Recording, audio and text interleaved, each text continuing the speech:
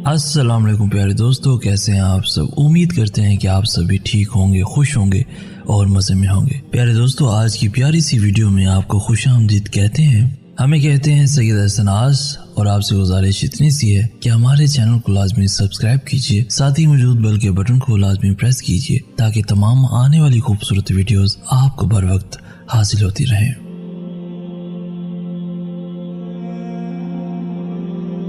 हमें लगता है कि हम जिंदगी में कभी ना कभी एक ही बार में बहुत बड़ी कुर्बानियां देंगे, कोई बहुत बड़ा काम कर देंगे या फिर नेक हो जाएंगे, ऐसे कि हमसे अल्लाह राजी हो जाएंगे, खुश हो जाएंगे। शैतान भी कितना खूबसूरत ख्वाब दिखाता है कि एक ही दफ़ा ऐसा काम कर देना, अल्लाह को राजी तो कर देंगे मगर एक ही दफ़ा में पसंदीदा कैसे बनेंगे।